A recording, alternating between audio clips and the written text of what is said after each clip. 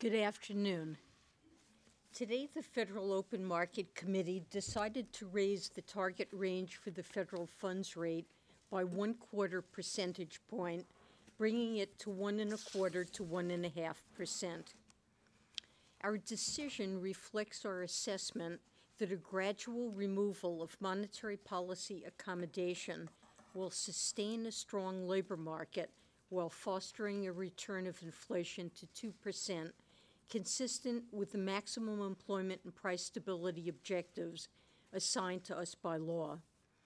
Before saying more about our decision, I'll review recent economic developments in the outlook. Following a slowdown in the first quarter, economic growth stepped up to a solid 3.25% pace in the second and third quarters of the year. Household spending has been expanding at a moderate rate, business investment has picked up, and favorable economic conditions abroad have supported exports. Overall, we continue to expect that the economy will expand at a moderate pace. While changes in tax policy will likely provide some lift to economic activity in coming years, the magnitude and timing of the macroeconomic effects of any tax package remain uncertain. Smoothing through hurricane-related fluctuations, job gains averaged 170,000 per month over the 3 months ending in November, well above estimates of the pace necessary to absorb new entrants to the labor force. The unemployment rate has declined further in recent months, and at 4.1% in November was modestly below the median of FOMC participants' estimates of its longer-run normal level. Broader measures of labor market utilization have also continued to strengthen. Participation in the labor force has changed little on net over the past 4 years. Given the underlying downward trend in participation, stemming largely from the aging of the U.S. population, a relatively steady participation rate is a further sign of improved conditions in the labor market. We expect that the job market will remain strong in the years ahead. You may have noticed that we altered the statement language about the labor market outlook. This change highlights that the committee expects the labor market to remain strong, with sustained job creation, ample opportunities for workers, and rising wages. We anticipate some further strengthening in labor market conditions in the months ahead.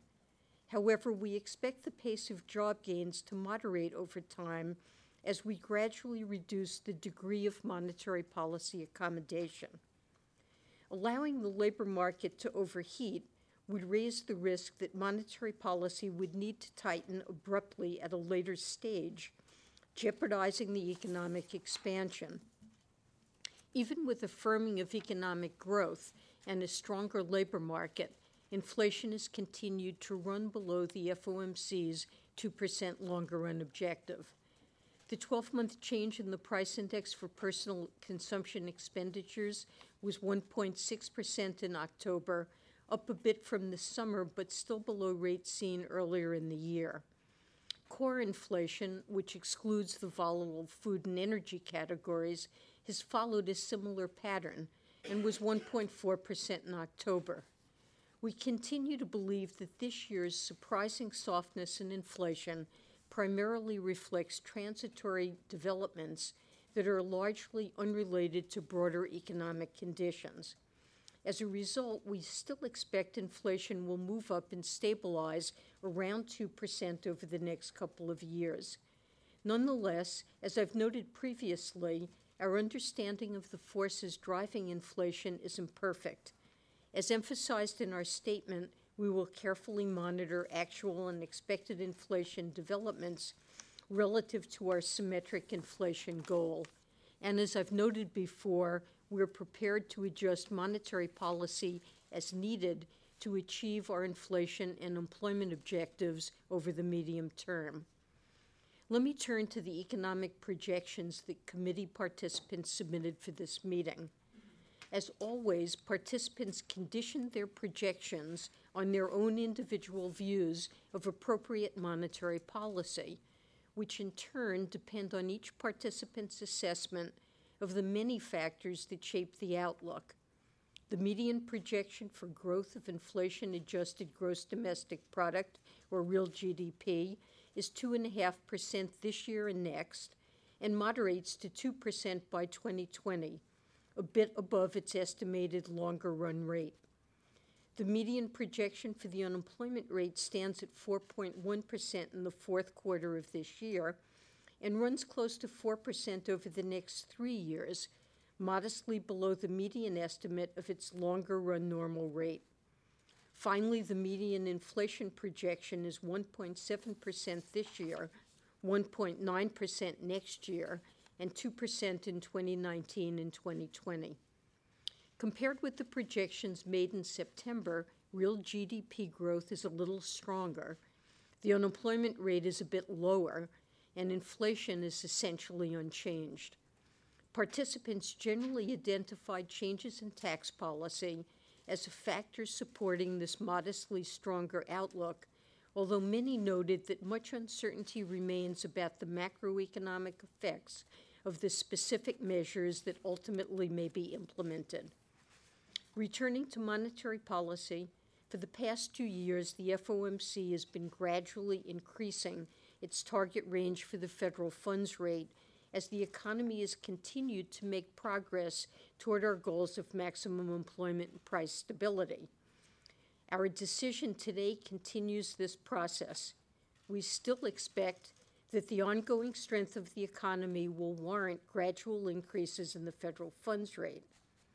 That expectation is based on our view that this rate remains somewhat below its neutral level. That is, the level that is neither expansionary nor contractionary and keeps the economy operating on an even keel. Because the neutral rate currently appears to be quite low by historical standards, the federal funds rate would not have to rise much further to get to a neutral policy stance. But because we also expect the neutral level of the federal funds rate to rise somewhat over time, additional gradual rate hikes are likely to be appropriate over the next few years to sustain a strong labor market and stabilize inflation around our 2% longer-run objective. Even so, the committee continues to anticipate that the longer-run neutral level of the federal funds rate is likely to remain below levels that prevailed in previous decades. This view is consistent with participants' projections of appropriate monetary policy. The median projection for the federal funds rate is 2.1% at the end of next year, 2.7% at the end of 2019, and 3.1% in 2020.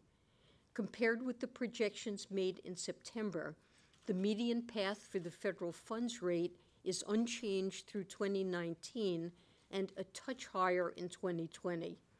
I should note that the economic outlook is highly uncertain, and participants will adjust their assessments of the appropriate path for the federal funds rate as their economic outlooks and views of the risks to the outlook change.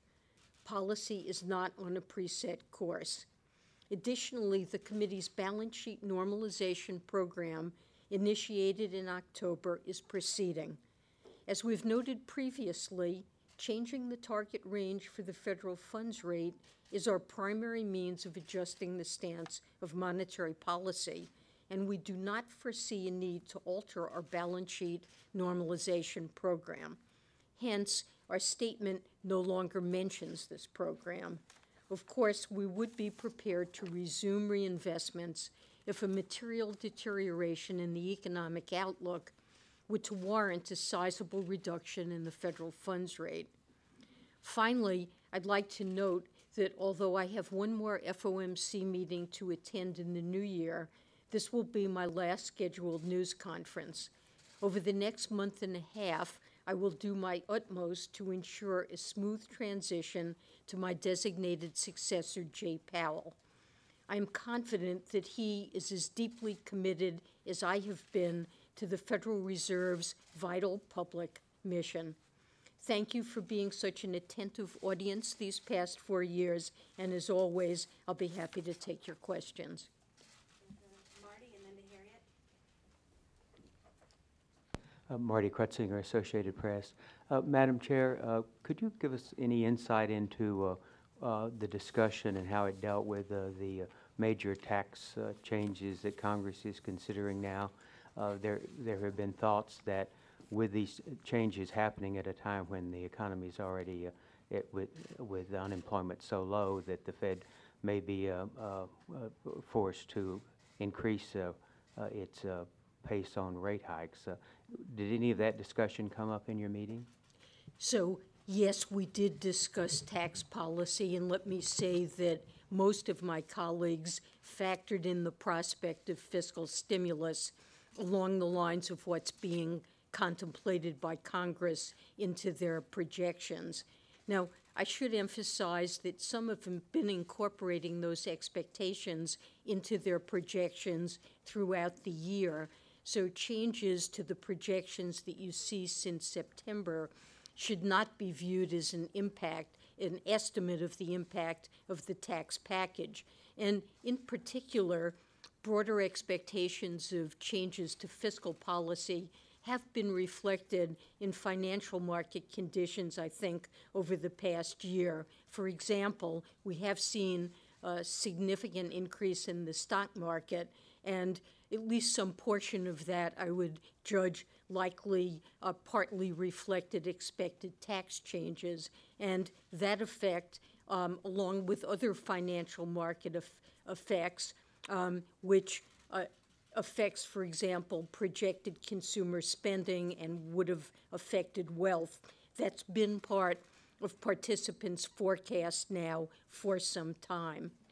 I think my colleagues and I are in line with the general expectation among most economists that the type of tax changes that are likely to be enacted would tend to provide some modest lift to GDP growth in the coming years. And you see that in part, that's one of the reasons, I think, for the uptick you see in estimated growth and decline in the unemployment rate.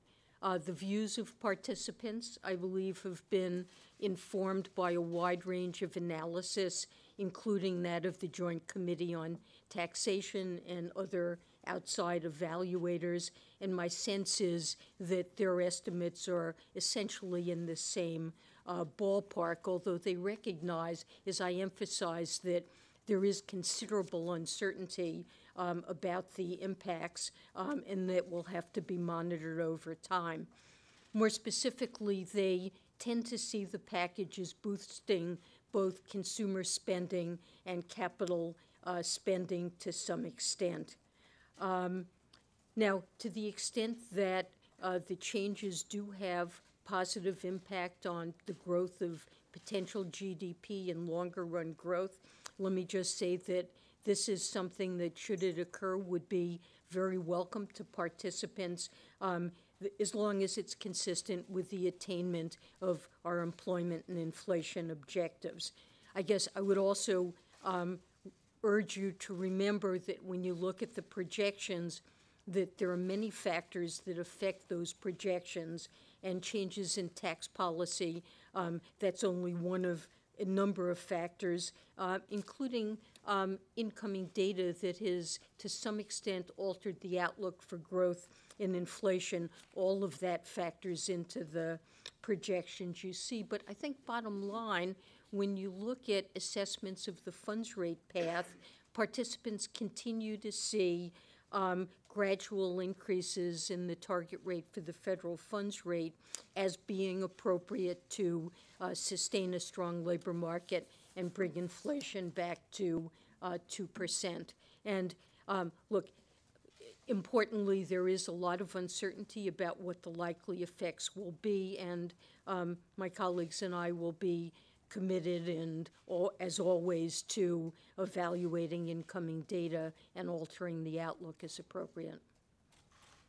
Harriet, and come over here again. Tori with Dow Jones Newswires. You and others at the Fed have said that soft inflation should be transitory. Are you confident that that will still be the case, particularly regarding wage gains? They've been pretty moderate in recent months, yet the economy is growing and confidence is high. Is there something going on in the economy that's making it difficult for businesses to raise wages? So it is true that incoming wage data suggests only modest upward pressure on wages. That leads me, that's one factor, along with the fact that inflation remains low, with feeling that even though we have a 4.1% unemployment rate, that the labor market is not overheated at this point. Remember, the modest pace of wage gains also probably reflects slow productivity growth. But when you ask me about the outlook for inflation, I've talked in detail about this in the past and recognized that there is uncertainty about what's holding inflation down. But my colleagues and I continue to believe that the factors that are responsible this year for holding inflation down are likely to prove transitory. That said, we all agree that our inflation objective is extremely important. We recognize that there's been a prolonged shortfall. This is a symmetric 2% inflation objective, and we continue to indicate that we'll be monitoring inflation developments closely. And so this is on the horizon and recognized to be one of the risks facing policy. Thank you, Nick Temeros of the Wall Street Journal. Chair Yellen, I wanted to follow up on the question about tax changes. When you addressed it earlier today and when you spoke to Congress last month, you often described that you would welcome higher growth in the context of the employment and inflation mandate. And I guess I wonder how you judge the major provisions of the House and Senate tax plans, the corporate rate cut, immediate expensing of big ticket purchases, new rates for pass-throughs, temporary rate cuts for individuals. Do you see those on balance boosting the productive capacity of the U.S. economy as opposed to simply increasing aggregate demand? And related to that, how would you view the benefit of such tax changes now when the economy is nearing full employment versus at earlier periods when there was greater resource slack? So I think my colleagues and I mainly see the likely tax package as boosting aggregate demand, but also having some potential to boost aggregate supply. So changes on the corporate tax side, the reduction in the corporate tax rate, expensing, will lower the cost of capital. And while there are a range of estimates and uncertainty about how much stimulus that will provide to investment, in general, I would see some stimulus to investment. In terms of aggregate supply effects, a stronger pace of investment could boost capital formation and thereby raise productivity growth and potential GDP or output to some extent. Exactly how large those effects might be remain uncertain, but that is a channel. And I suppose it's also possible, I'm uncertain how significant this would be, that lower marginal effective tax rates for those groups that will see them could boost labor supply. And again, there are a range of estimates in the literature. As I indicated, I think participants who've reviewed a number of pieces of analysis, including the Joint Committee on Taxation Estimates and the many outside analysts who have weighed in on this and been influenced by that kind of analysis. But there is a good deal of uncertainty about what the impacts would be, and to the extent that there are larger impacts than those analyses assume on aggregate supply or potential GDP, in the context of an economy that has had disturbingly low productivity growth, that would be welcome and could support faster GDP growth, at least for some period, without without creating a need to tighten monetary policy to offset that. So there are potentially both demand and supply effects here. So importantly, you really don't, at the end of the day, see very much change in the federal funds rate path. Participants do recognize that the unemployment rate is lower than their estimates of its long-run sustainable rate. So I think we are in the vicinity of full employment.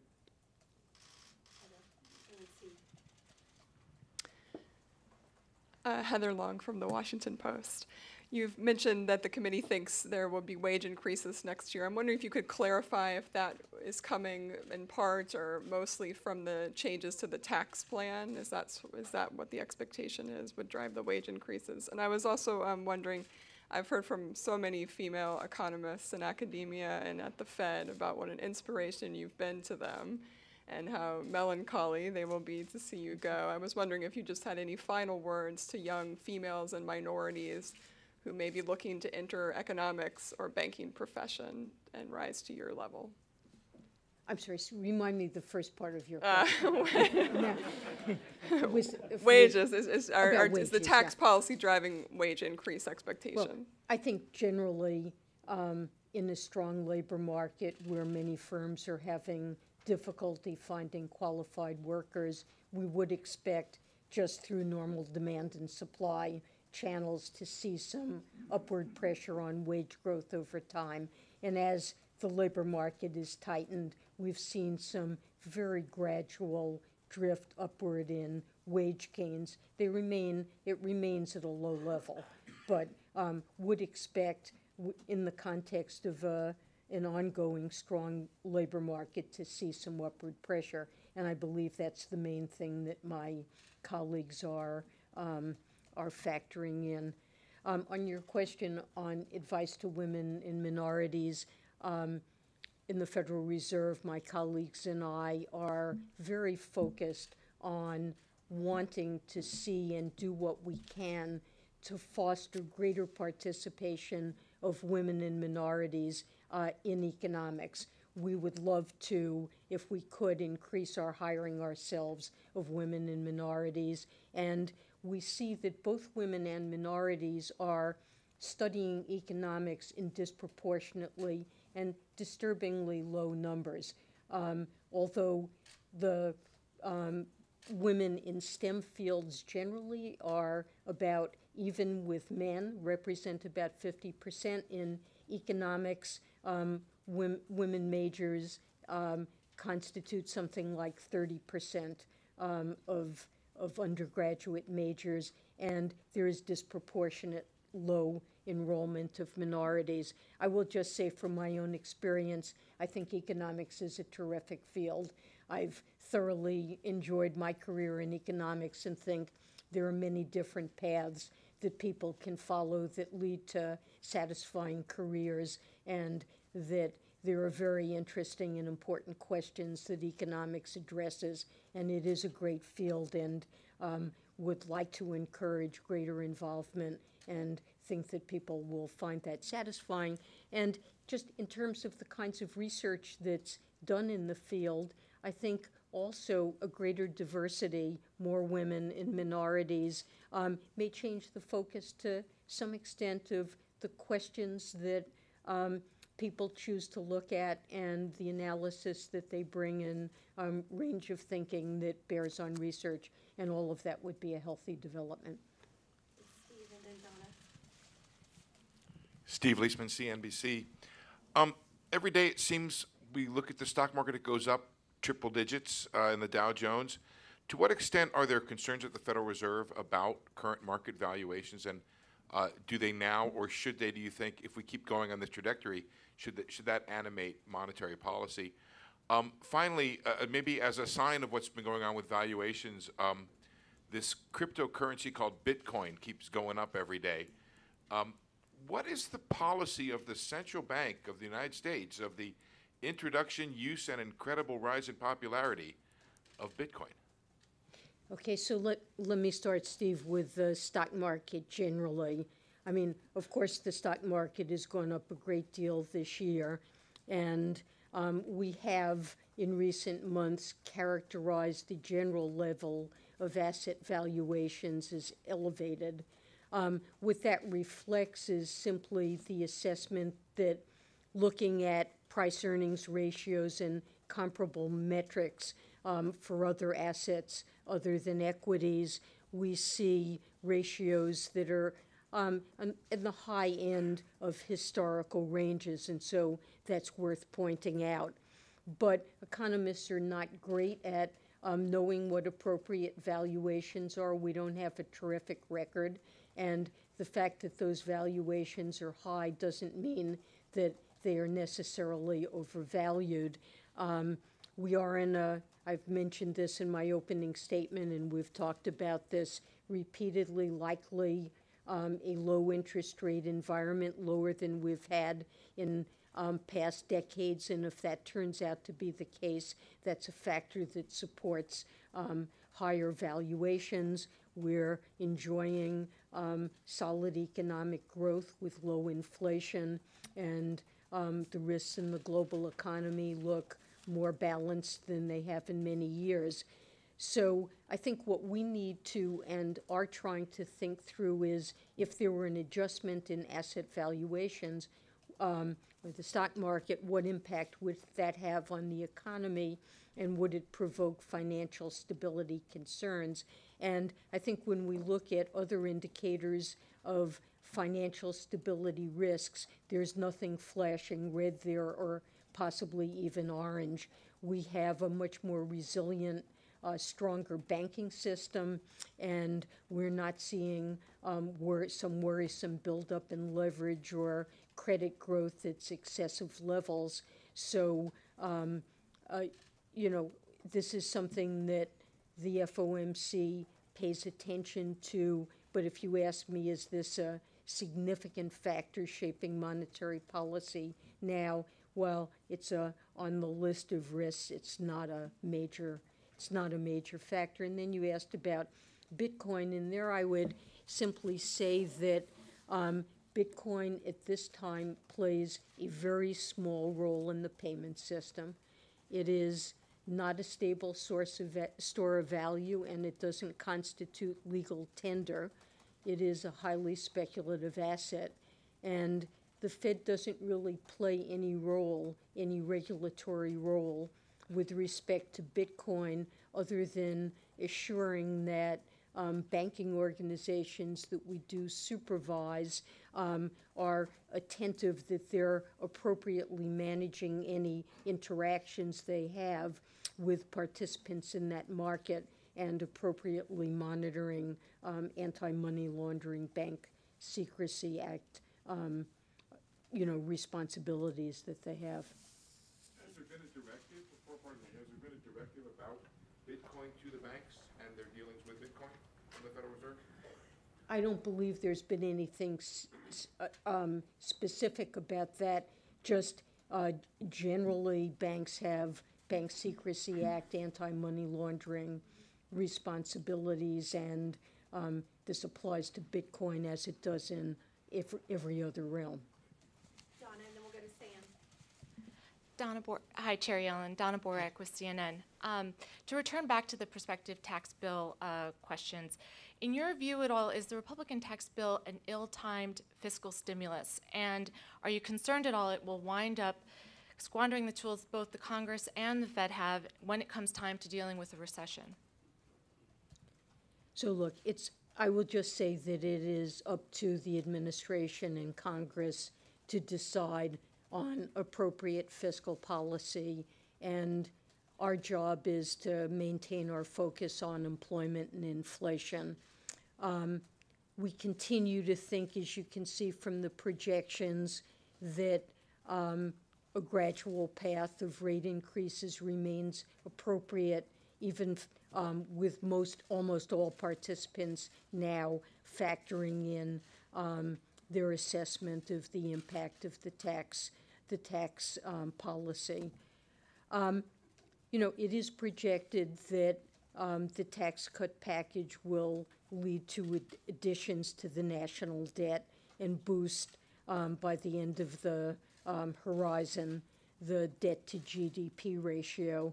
And I will say, and this is nothing news, it's something I've been saying for a long time, I am personally concerned about the U.S. debt situation. It's not that the debt to GDP ratio at the moment is extraordinarily or worrisomely high, but it's also not very low.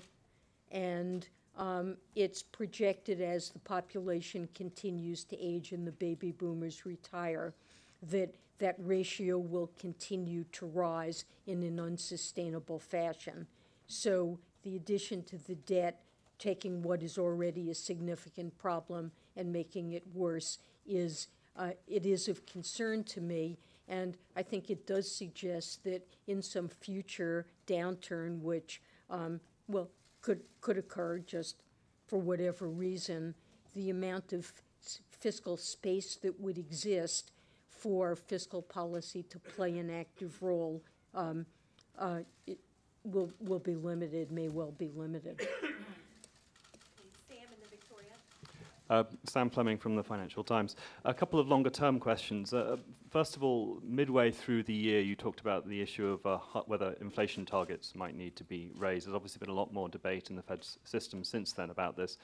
It may not be an imminent issue, but do you expect it to be something the Fed should be discussing over the coming years, some sort of change to the inflation target? Second of all, the amount of stimulus tools that the Fed may have at its disposal when the next downturn strikes are fairly limited. One of the incoming governors, Marvin Goodfriend, has talked about the merits of negative interest rates. I just wondered whether you see that as a potential tool, at least in theory, for the Fed to consider should it run out of other options. Thanks. So right now, the FOMC is not discussing or considering its inflation target. We do see inflation is likely moving up to target over the next couple of years. And I would say, you said our stimulus tools are limited. I would want to emphasize that if there were a negative shock to the economy, we do have some scope to cut the Fed funds rate, and there are other tools available, ones that we have used previously, forward guidance and asset purchases. So I think we're not out, I wouldn't say that we're out of ammunition, but certainly it's been recognized, and I've emphasized myself, that in the longer run, we may be, and we'll have to see how this works out, but we may be in low interest rate environments where it could prove useful to have additional scope to conduct monetary policy. And in that context, I think additional research, the academic economists and others are thinking hard about what more could be done, and I think these are matters that are certainly worthy of further study. So you do believe that negative interest rates, at least in theory, are possible in the US at some point if it should be necessary, at least in theory? So, I mean, on that I would say that's not something that we have studied inside the Fed to any considerable extent, and haven't seriously thought about using ourselves during this last downturn and recovery. We have watched what's happened in other countries. I think that's worthwhile, and I would say it's an area that academics may have interest in the future and is worthy of some study, but it hasn't been part of the Fed's agenda. Victoria, and then we'll come to Benya. Hi, Chair Yellen. Victoria Guida with Politico. I just wanted to ask you quickly on the regulatory side. In your testimony to Congress recently, you spoke positively about the Senate Bank Regulatory Reform Bill. And I was wondering if there are, beyond that bill, if there are tweaks to Dodd-Frank that you think might still be beneficial. And then, somewhat related, Governor Powell recently said that there are currently no U.S. banks that are too big to fail. And I was wondering, do you agree with that assessment?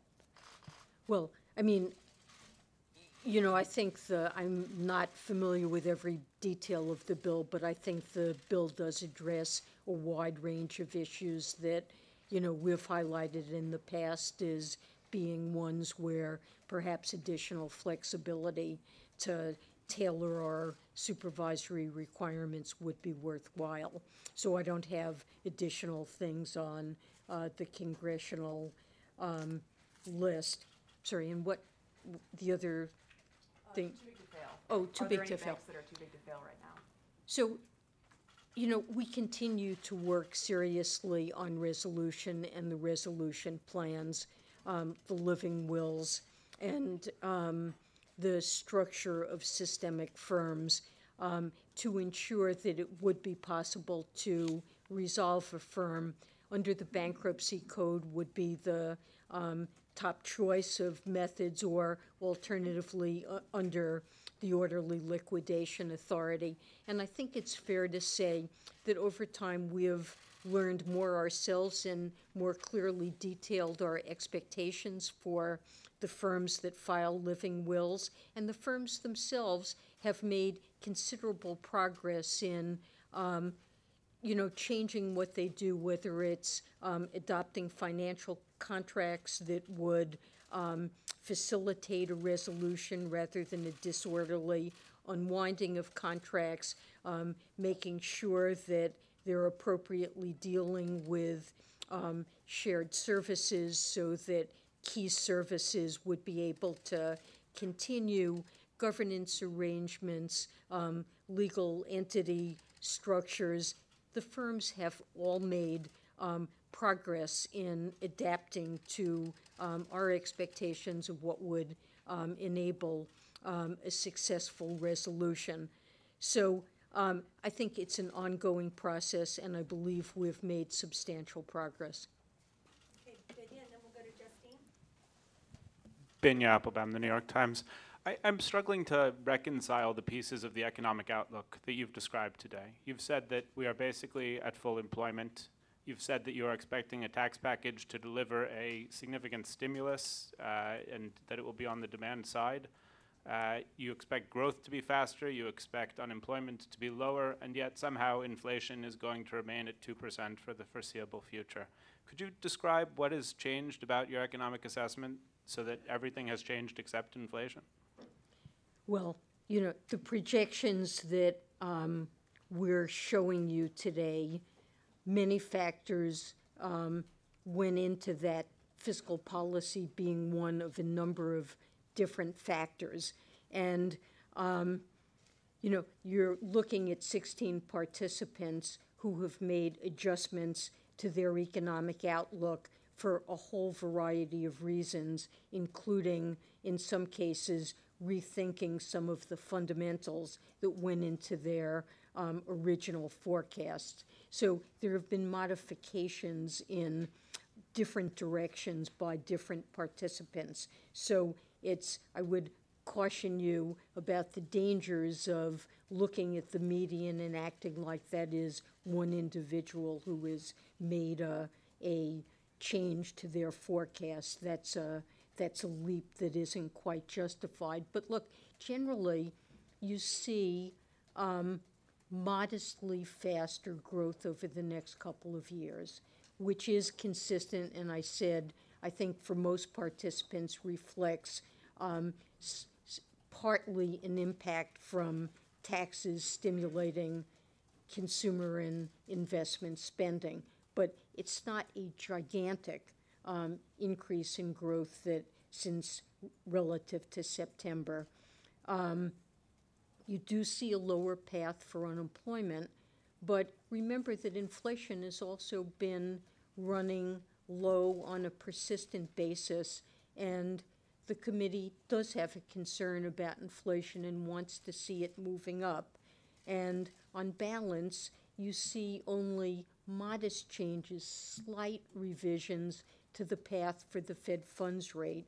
You might think, well, shouldn't I see more? Well, okay, growth's a little stronger, the unemployment rate runs a little bit lower. That would perhaps push in the direction of slightly tighter monetary policy. But again, counterbalancing that is that inflation has run lower than we expect, and it could take a longer period of a very strong labor market in order to achieve the inflation objective. Justine, and then Justine Underhill, Yahoo Finance. So William Dudley of the New York Fed recently said that the Fed is exploring the idea of potentially having its own cryptocurrency or digital currency. What use do you see a cryptocurrency could have for the Fed, and do you see the potential of a cryptocurrency that might be considered legal tender? So I want to distinguish carefully between digital currency and cryptocurrency.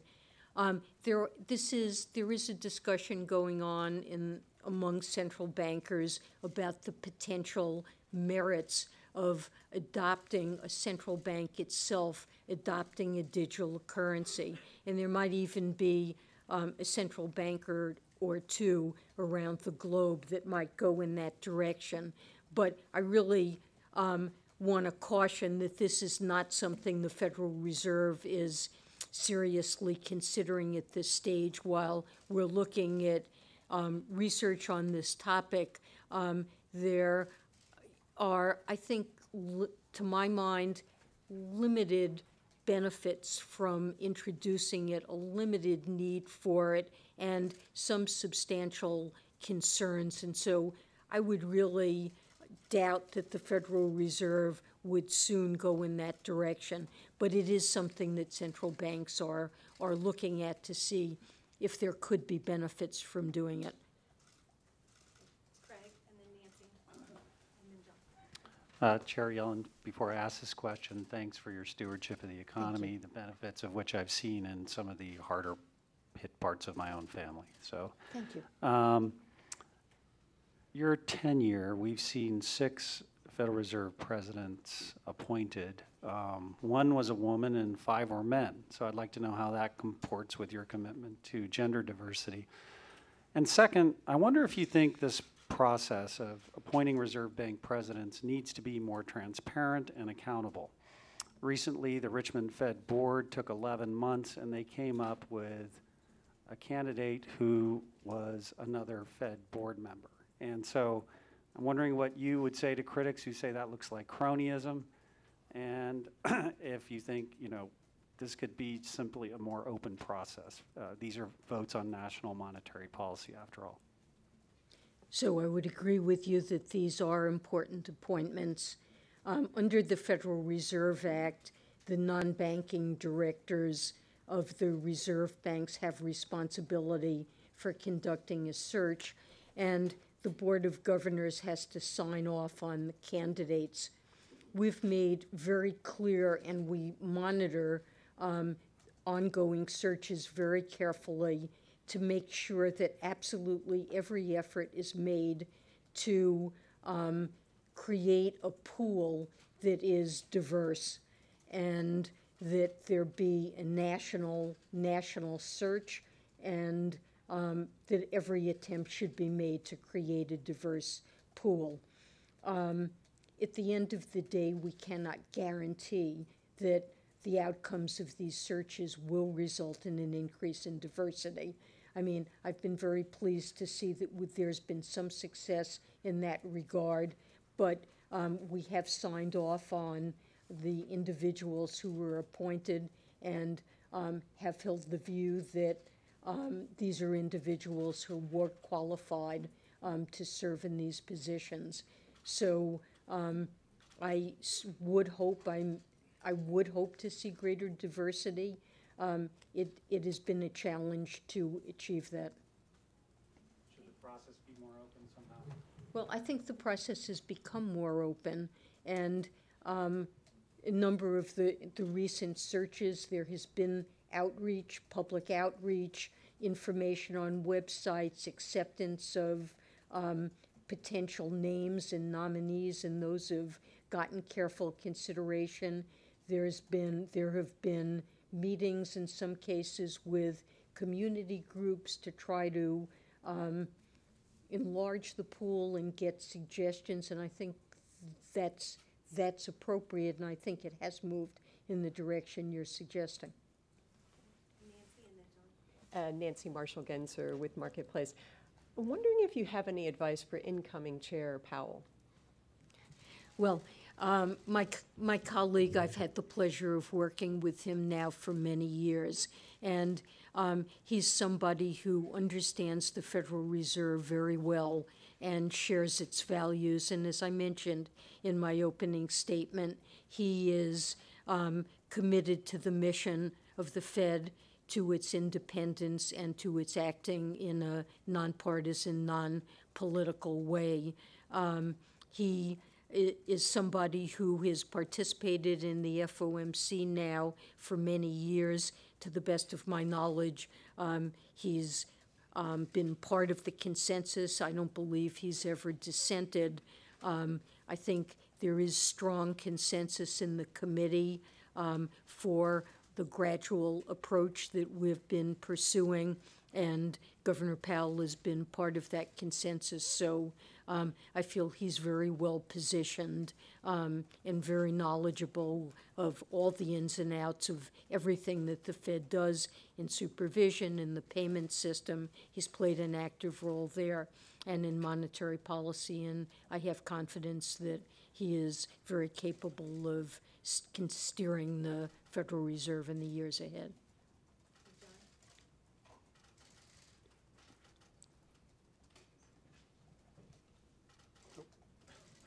Do you mean me, or? No, I meant John, but then Howard's next. As long as everyone gets a turn. This is John Heltman with American Banker. Sort of a related question to what Nancy was asking. There have been some reservations among some Democratic senators recently during Governor Powell's confirmation hearing and during the markup of the reg relief bill about the approach towards regulation that the new leadership appears to be adopting. Do you have any similar reservations about the new leadership's ability to deregulate in an even-handed way that keeps an eye towards the stability of the financial system and the sort of the advances that have come from post-crisis regulation?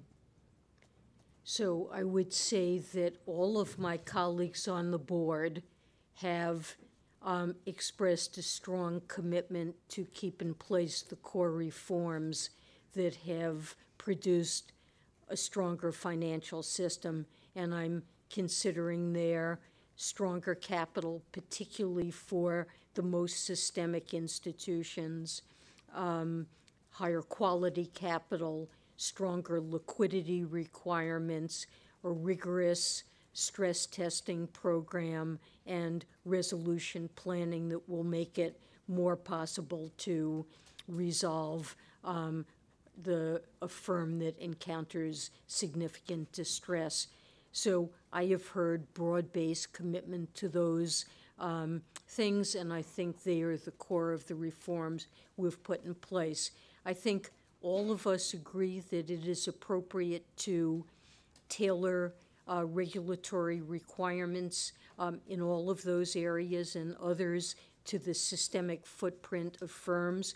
We've done a lot to do that, and I think there's more that could be done, and in some areas it would require legislation in order to do that, but I believe all of my colleagues and I are in agreement on that, and we're also focused on community banks and want to find ways to relieve burdens. So in those important ways, I do think that all of my colleagues are in the same place with respect to their priorities.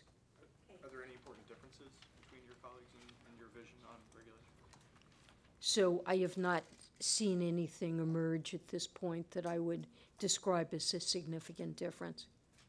Okay, Howard and then Greg. Hi, Howard Schneider with Reuters. So you mentioned in response to Steve's question that asset valuations you didn't think were on the sort of high priority risk list right now. So I'm wondering, what do you think is on that risk list? And more broadly, what have you left undone? You've gotten high marks for bringing the economy back towards its goals, but are there things that are going to nag you when you walk out of here in February and say, really, I wish I'd seen this to completion? I mean, we're not doing negative interest rates, we're not doing inflation framework.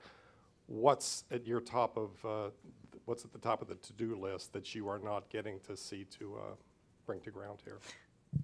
So you asked about the risk list. there are always risks that affect the outlook. We tend to focus in our own evaluation on economic risks, and we've characterized them as balanced, and I think they are balanced. I can always give you a list of, potential troubles, international developments that could result in downside economic risk. But look, at the moment, the U.S. economy is performing well. The growth that we're seeing, it's not based on, for example, an unsustainable buildup of debt as we had in the run-up to the financial crisis. The global economy is doing well. We're in a synchronized expansion. This is the first time in many years that we've seen this. Inflation around the world is generally low. So I think the risks are balanced, and there's less to lose sleep about now than has been true for quite some time. So I feel good about the economic outlook. I feel, good that the labor market is in a very much stronger place than it was 8 years ago. We've created 17 million jobs. We've got a good, strong labor market and a very low unemployment rate. And I think that's been tremendously important to the well-being of American households and workers. And I feel very pleased when I hear anecdotes from firms that tell me they're having a hard time finding workers, and they talk about, given that they're taking on people with skills that don't quite match what they want, but they're training them and, giving them the training that they need in order to be able to fill jobs. I think that's a development that is a natural one that occurs in a strong labor market that tends to build human capital and worker skills, and that's a strong positive. As I mentioned, I think the financial system is on much sounder footing, and that we've done a great deal to put in place greater capital, liquidity, and so forth that make it less crisis prone, and that has been an important objective. What's on my undone list, you ask? We have a 2% symmetric inflation objective, and for a number of years now, inflation has been running under 2%, and I consider it an important priority to make sure that inflation doesn't chronically undershoot our 2% objective, and I want to see it move up to 2%. So most of my colleagues and I do believe that it's being held down by transitory factors, but there's work undone there in the sense we need to see it move up in line with our objective. We're going to Greg, and then we're going to Jen. Thank you, Chair Yellen. What do you think will be the drivers of inflation over the next couple of years, and how long will the committee go with low unemployment, low inflation, before you rethink monetary policy, this gradual rate hikes? Thank you. So, I think for a number of years, so we've had an undershoot of inflation for a number of years. We absolutely recognize that. I think until this year, undershoot was understandable. First, we had a good deal of slack in the labor market. Then we had plummeting oil prices. And beginning in mid-2014, there was a marked depreciation in the dollar. And those three factors held down inflation for a number of years. Now, in 2016, core inflation came very close to 2%. We seem to be on a path of inflation moving up. And this year, beginning in March, there seemed to be a sequence of negative surprises. Some reflect one-time factors that were easily identifiable, like a marked decline in quality-adjusted cell phone plans. There may be other factors that are not so easy to name, but we would judge, inflation doesn't always follow exactly. There are errors and many factors that affect it beyond the key influences of labor market slack, exchange rates and import prices, and oil prices. Those are three big ones, but there are other factors that affect inflation too. And our judgment at this point is that transitory factors that are unrelated to the broader macroeconomic outlook are holding inflation down. But I have tried to be straightforward in saying that this could end up being something that is more ingrained and turns out to be permanent. It's very important to watch it and, if necessary, rethink what's determining inflation. A possibility is that the longer-run sustainable rate of unemployment is low. It's been coming down. Estimates in the committee have come down. It's conceivable that they need to come down even more. It's not my judgment that inflation expectations have slipped, but that also remains a possibility that needs to be monitored. There could be a rethink of inflation. I think it's important to watch inflation outcomes carefully, and if we don't see inflation moving in the manner that the committee anticipates, to alter policy so that we do achieve our 2% objective. But at the moment, most of my colleagues and I believe we are on track to achieve it.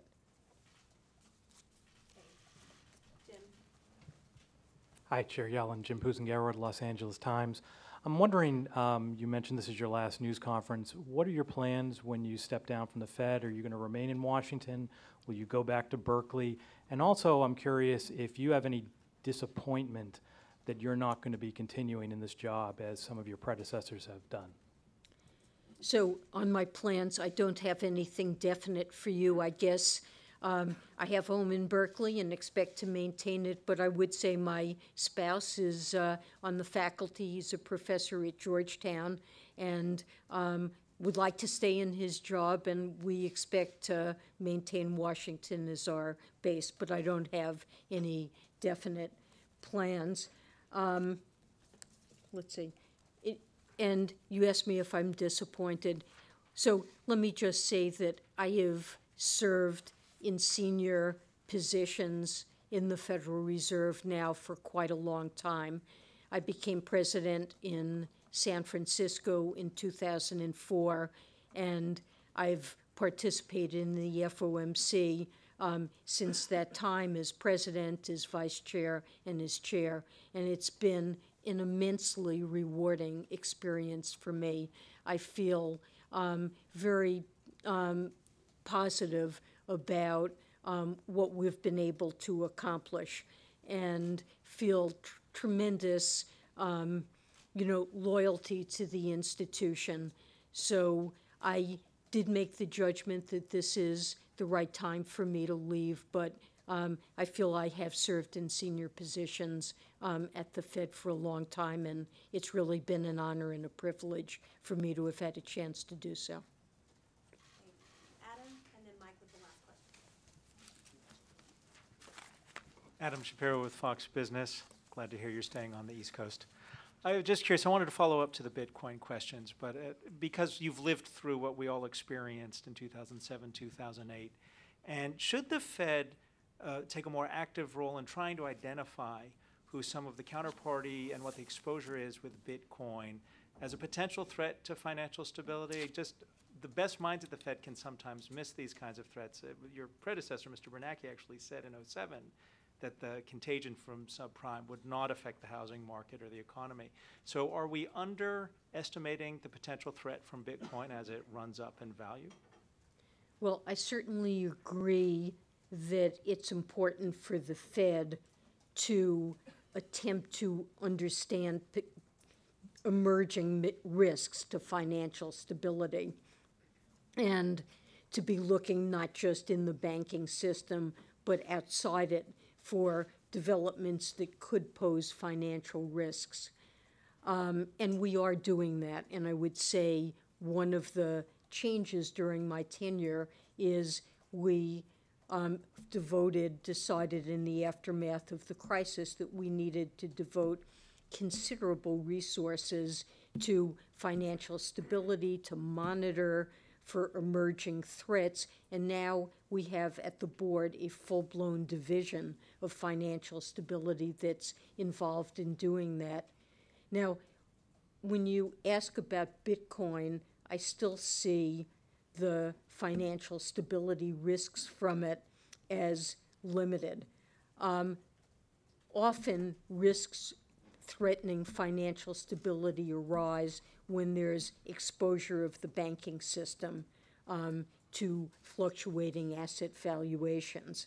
And I really don't see any significant exposure of our core financial institutions to threats from Bitcoin. If its value were to fluctuate, I don't see a threat to our core financial institutions.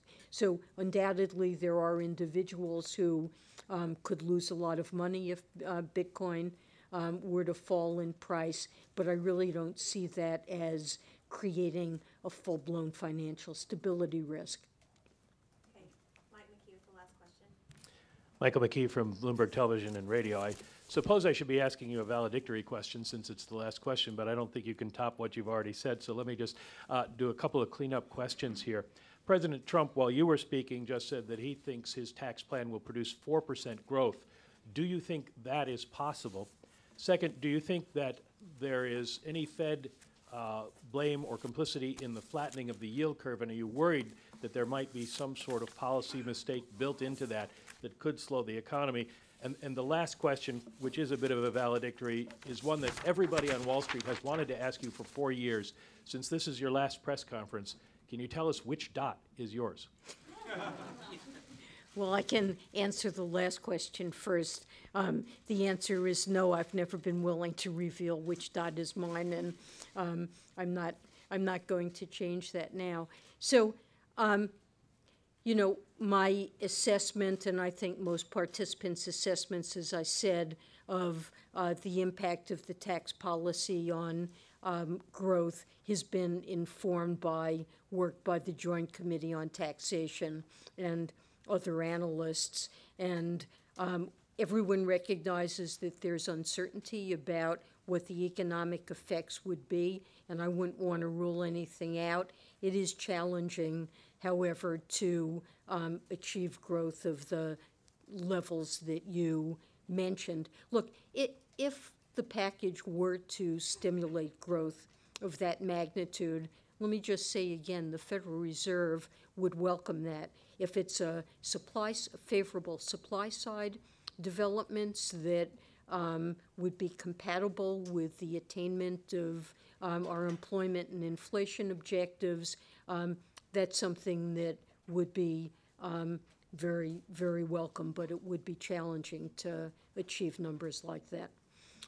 Let's see, I think you also then asked me about the yield curve, and I mean, there is much discussion about yield curve inversions and whether or not a flattening yield curve could signal a recession. Is that the brunt of your question? And whether the Fed has made it, if there's a policy mistake embedded in that.